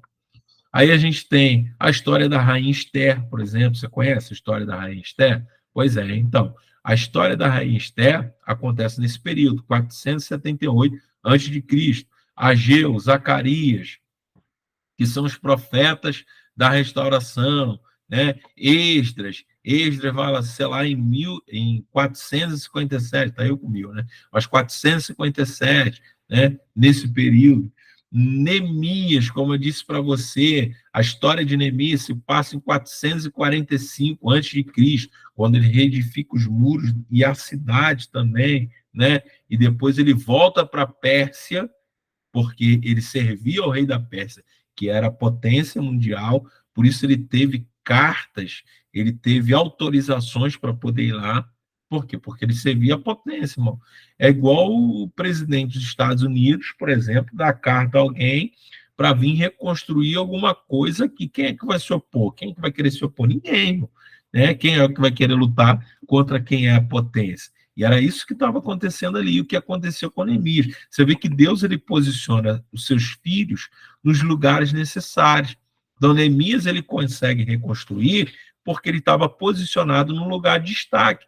E isso aqui é muito importante. Então, ele volta, depois de reconstruir, ele volta para a Pérsia. Ele fica o período que ele tinha que ficar, 1445, cerca de 9 anos, né?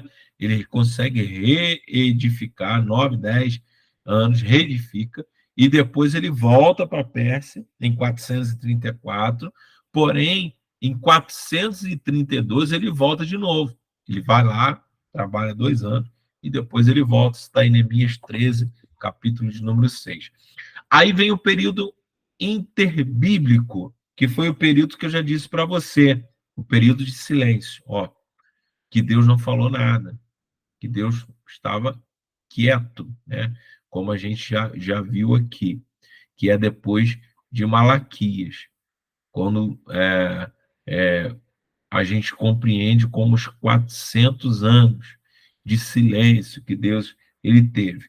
Nesse período interbíblico, os impérios que cresceram absurdamente e dominantemente foi, primeiro, o persa, que até 330 era fortíssimo, o grego, que dominou de 330 a 146, e o romano, que foi o que dominou 146 anos antes de Cristo, dominou até 476 depois de Cristo. Isso aqui é interessante vocês anotarem também. Então vamos lá, vou repetir aqui para você.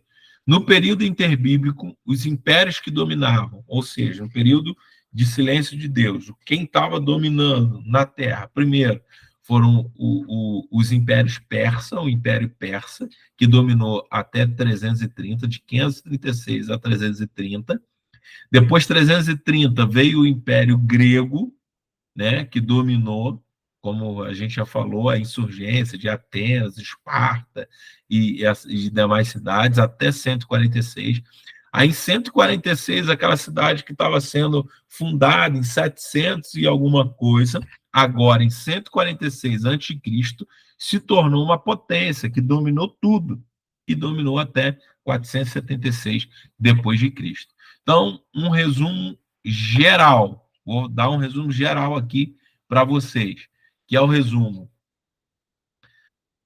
da cronologia do Antigo Testamento e depois do Novo Testamento, tá bom? Ou só do Novo Testamento aqui, ó, 4002 a 2400 a.C., período antediluviano, 1600 anos, 1602, para ser exato, de 2400 a 2000 a.C., o período do dilúvio a Abraão, que durou 400 anos, de 2000 a 1800 a.C., patriarcas de Abraão, Isaac e Jacó, 200 anos, de 1800 a 1400, Israel, no Egito, 400 anos, de 1400 a 1100 a.C., período dos juízes, 300 anos, a durabilidade, 1053 a 933 a.C., monarquia israelita, Saul, Davi, Salomão, isso aí durou 120 anos, reino dividido, de 933 a 586, 350 anos,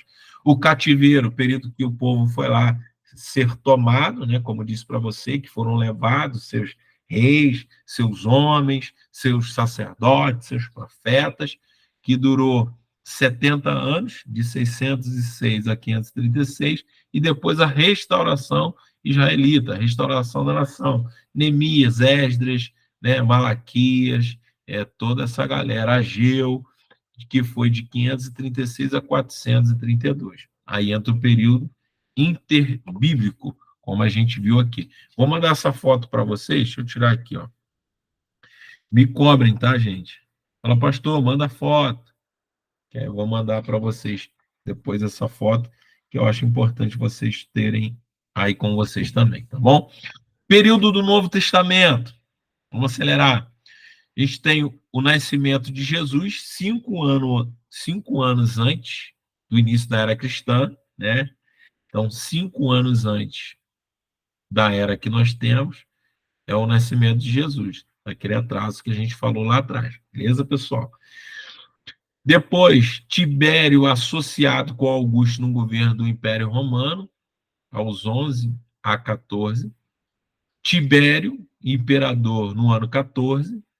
E o ministério de João Batista, no ano 26 ou 27, né? Não se tem exatamente. Então, no nascimento de Jesus, quem dominava? Quem era o cara? Era o tal do Tibério. Ele era o cara que tinha poder, junto com Augusto. Augusto e Tibério eram os caras desse período, que foi do nascimento de Jesus até aí, a partir do ano 14, né, ou ademais ano 14. Algumas evidências, né, a gente não vai se ater a isso aqui, mas se você depois quiser pesquisar, Lucas 3:1, o 15º ano de Tibério é contado a partir do governo associado com Augusto, no ano 11. Logo, 11 mais 15 vão dar 26 anos, né? É, isso, essas informações a gente encontra em Lucas, tá? Em João 2:20 disse que o templo fora construído em 46 anos. De acordo com a história, a construção teve início em 19 antes de Cristo. Então, se foi construída em 46 e ela teve início em 19 antes de Cristo, logo 19 antes de Cristo mais 27 depois de Cristo vai dar 46. Então, a referência de Lucas e João está bem correta, bem direta nisso, né? O batismo de Jesus se deu em torno do ano 26 ou 27. Descartado o erro do calendário, vai dar do ano 30 ou 33, de 30 a 33, né? Que foi o ministério de Jesus. O ministério de Jesus, né? Anos 26 a 29, a idade de Jesus era em torno de 29 mais 4, né, que aí tem o erro do calendário, a gente sabe disso, que era a idade de 33 anos, né, que a gente sabe, e essa é uma verdade. A fundação da igreja no ano 29, um absurdo muito comum é que muitos teólogos consideram o ano 37, não é. A conversão de Saulo ou Paulo, que era Saulo e depois se tornou Paulo, foi no ano 32 ou 35, entre esses dois também. A fundação da igreja gentílica da Antioquia, como está em Atos 11, 19, 26, Antioquia, que era a terceira cidade do império, além de Roma e Alexandria. Era como se fosse as maiores cidades. Qual a primeira maior cidade? Roma. Qual a segunda maior cidade? Alexandria. Terceira maior cidade? Antioquia. Né? Atos 11, 19, 26. Primeira viagem missionária de Paulo, ano 47 depois de Cristo. Atos 13, 4 a Atos 15, 4. Fala sobre a primeira viagem. Concílio de Jerusalém, no ano 50, Atos 15. Segunda viagem missionária de Paulo, ano 50 depois de Cristo, né? Atos 15, 36 até Atos 18, 22, conta isso. Terceira viagem missionária de Paulo, ano 54 ou 57, ou de 54 a 57, de Atos 18, 23 a Atos 21, 20. A fundação das igrejas da Ásia Menor e a Europa, né? A gente sabe que Paulo foi à Espanha, Paulo passou pela Itália, né? Que hoje não são citadas por seu nome diretamente, mas quando a gente estuda geografia bíblica, você consegue entender que Paulo passou e esteve também por esse lugar. Então, quando Paulo ele funda as igrejas na Ásia Menor, na Europa, isso foi entre os anos 50 e 63. O livro de Atos ele é fechado, finalizado no ano 62. A viagem de Paulo a Roma em ocasião de sua prisão, que ele é preso, foi em torno do ano 60 depois de Cristo. Isso aqui é um parecer, tá, gente? Bem rápido para a gente. Incêndio em Roma, atribuído aos cristãos por Nero, que era um cara carniceiro. Pensa no cara ruim. Foi esse tal de Nero, né? E depois, se você quiser, pesquisa um pouco aí sobre ele também. Isso se deu em torno do ano 64. A perseguição, ela começa, a perseguição aos cristãos, junto à construção, concluída a construção do templo, né? No ano 64, perdão, morte de Pedro, nos anos, em torno do ano 64 ou 65, Pedro que morreu de cabeça, que foi, né, crucificado de cabeça para baixo, porque ele não quis morrer como Cristo. Depois a gente vai ver como foi a morte dos apóstolos em outra matéria. A destruição de Jerusalém em seu tempo pelos romanos, os caras foram lá e destruíram tudo, os anos 70. Inclusive hoje, quando a gente vê os muros da lamentação, por que aquele lugarzinho ali ele é tão venerado? Porque a única coisa que sobrou depois dessa destruição de 70 depois de Cristo foi exatamente aquele murinho ali. Aquilo ali é original do tempo de Cristo, desse tempo aqui que a gente está falando, de antes desse tempo, na verdade, do templo, onde Salomão construiu, aonde depois Neemias reconstruiu. E o que sobrou de tudo isso dessa história foi o Muro das Lamentações. É só aquele pedacinho ali, é onde até hoje os judeus estão ali, né, e choram e oram, e hoje se tornou um local de peregrinação, tanto para judeus quanto para muçulmanos também. A destruição de Pompeia e Herculano por erupção e vulcão, isso que aconteceu na Itália, que foi no ano de número 79, e as perseguições contínuas aos cristãos e o esvaziamento dos tempos pagãos do Império Romano, naquele tempo que Roma era terrível, né? Isso foi em torno até o final dos anos 80 depois de Cristo, finalzinho do primeiro século.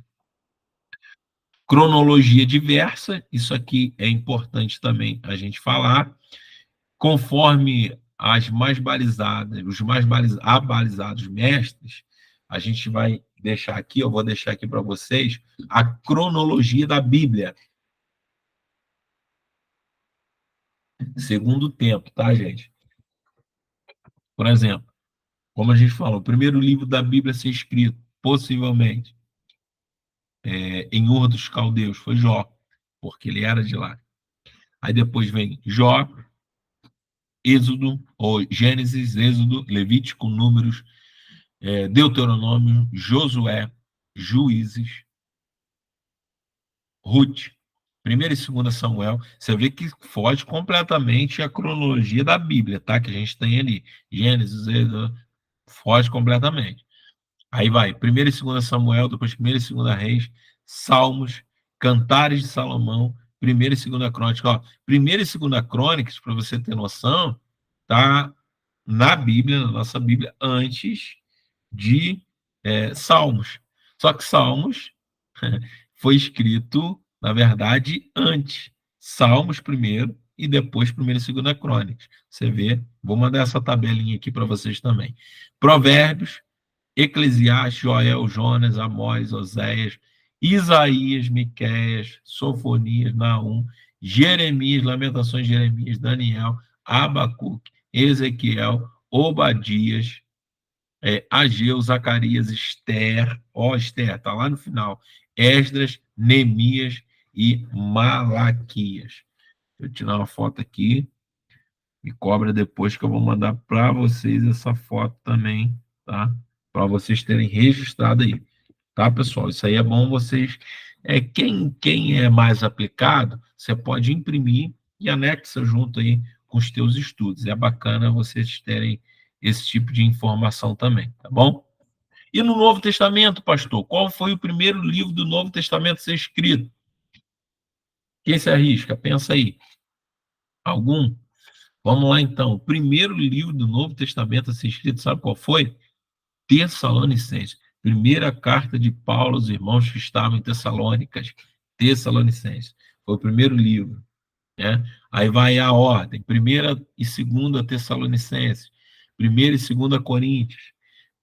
Gálatas, Romanos, depois Mateus, Efésios, Mateus que é o primeiro, está lá em sexto, sétimo, Efésios, Tiago, Filipenses, Colossenses, Filemão, aí que vem Lucas, Hebreus, Atos dos Apóstolos, 1 e 2 Timóteo, não, 1 Timóteo, perdão, 1 Pedro, 2 Pedro, Marcos, olha, gente, e depois Tito, depois 2 Timóteo, Judas, João, o Evangelho. Aí depois tem as cartas de João, primeira, segunda e terceira João, e Apocalipse encerra ali. Me cobra depois também, que eu vou mandar para vocês essa tabela de cronologicamente os livros do Novo Testamento, qual foi escrito primeiro.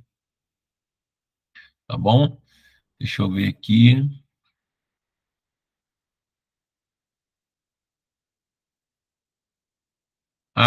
Só a título de informação também, tá bom, pessoal? Ó, os principais patriarcas, né, que a gente já, alguns a gente citou, alguns a gente falou, mas foram eles, e líderes, né, das 12 tribos, é importante falar, Atos 7, 9, fala isso. José, né, morreu no Egito, não houve tribo com o nome de José, seus dois filhos, Efraim e Manassés, deram nome às duas tribos que ocupavam esse território, que serviram a Levi, que também não teve território contínuo na cidade, e nem José. Sacerdotes, reis, profetas aqui, isso aqui é bacana. Profetas antes do cativeiro, pela ordem. Quais foram os profetas antes do cativeiro, antes de serem aprisionados? Jonas, Oséias, Amós e Miqueias. Isso no reino de Israel. No reino de Judá, Joel, Isaías, onde eles foram profetas, né? No reino de Judá, Joel, Isaías, Miqueias, Sofonias, Naum, Jeremias, Abacuque, Obadias. Durante o cativeiro, Jeremias, profeta chorão, porque chorava, profetizava, ninguém acreditava nele. Ezequiel, Daniel em Babilônia. E profetas depois de cativeiro, Ageu, Zacarias e Malaquias. Cronologia dos impérios mundiais. Isso aqui só a título de informação também, tá, gente? Egito, de 1600 a 1200 a.C. Esse é o império que compreendia a Etiópia, Rio Eufrates, né, que aí tinha suas dinastias. O Egito foi fundado por Mirzarim, filho de Cã, sem Cã Jafé, lembra? Então, Cã, ele, o filho dele que funda o Egito logo após o dilúvio, em Gênesis 10, 6, 13. Houve 31 dinastias de príncipes, reis, de 3.500 a 322, quando o país foi conquistado por Alexandre, aquele Alexandre que a gente vê nos filmes, Alexandre o Grande. Pois é, e cara teve lá. É verdade isso aí. De 332 a 30 a.C. O Egito foi governado pelos reis Ptolomeu, de primeiro a, ao. Rapaz, esses números romanos às vezes pegam a gente, né? Do primeiro ao 14º, sendo seu último governante a rainha Cleópatra, é aquela dos filmes também. Cleópatra, isso no ano 30 a.C. Daí em diante, ela virou província romana, o Egito virou província romana até 640 depois de Cristo. Aí tem algumas dinastias, né, que, que, que vão, que se tornaram, né? Por exemplo, aqui, só para dar um exemplo a vocês, algumas dinastias de maior interesse para quem gosta de estudar a Bíblia, né? Quarta dinastia, construção das famosas pirâmides de Gizé, né? Que foram de 2.900 a 2.750 a.C., 12ª dinastia, que vai de Abraão ao Egito, conforme Gênesis 12. José, por exemplo, ele pertence à 16ª dinastia. O Egito como império mundial, isso lá em 1600, 1600 e 1200. A época de Davi, por exemplo, era participante da 21ª dinastia. Da 27ª à 31ª eram as pérsicas, né? A Síria também. Aí vai em Salmacer II, Tigre-Pilser III, eram os caras tudo que levou muita gente cativo, né? Povo de Deus preso. Salmacer IV, Sargão II, Senaqueribe. A gente vai estudar, vai ouvir muito falar desses caras ainda. Senaqueribe, né? Babilônia, a gente já sempre ouve falar. Nabucodonosor foi quem levou vários judeus cativos. Aí tem os persas, Ciro, Dario, Medo-Persa, que é de Daniel, lá na Cova dos Leões, bacana. Assuero, Artaxerxes, a gente ouve também falar e contar muito a sua história em Esdras conta essa história. Dario II, rei Assuero, Esther, lembra? A história de Esther está ligada ao rei Assuero. Artaxerxes II, hein? Tem muita gente bacana aqui. Dos impérios mundiais, né? Aí tem a Grécia, como a gente já falou um pouco, Roma, a gente falou um pouco, os Césares, vários deles, né? Augusto Césares, Tibério Césares, Calígula Césares, Cláudio César. Gente, é muito bacana isso aqui. Galba, Otto, Vitélio, Vespasiano. Esse cara, Vespasiano, ele não é citado na Bíblia, mas tem histórias da Bíblia ligada a ele também. Tito Flávio Sabino Vespasiano, que era filho do Vespasiano também. Dominiciano, enfim, Nerva, Marcos Córcio Nervas, que foi também um César romano, mas não era citado também na Bíblia. Enfim, pessoal, hoje a gente encerra então aqui nosso estudo, né, sobre bibliologia. É óbvio que havia e há muitas outras coisas que a gente poderia ter estudado, mas aqui a gente tenta reunir o máximo de informações que a gente pode, né, para passar para vocês. Espero que tenha sido uma aula bacana, né, que vocês tenham gostado aí, e vou deixar aqui depois o questionário para vocês fazerem. Lembrando que a nota da matéria ela vai ser dada da seguinte maneira, só relembrando, tá, pessoal?